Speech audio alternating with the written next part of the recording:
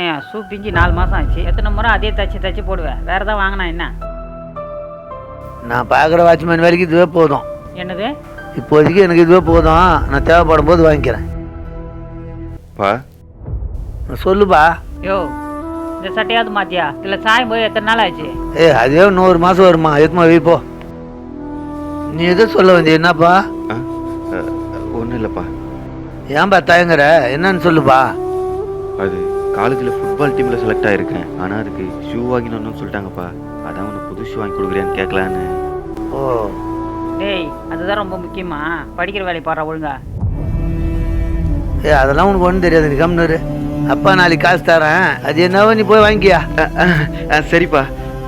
யோ, எல்லாத்துக்கும் கஞ்சத்தனம் பண்ணுவேன். இது மட்டும் எப்படியா காசு தரேன்னு சொன்னேன்? எனக்கு தான் நான் கஞ்சி தானே பண்ணுவேன். என் பிள்ளைக்கெல்லாம் இல்லை.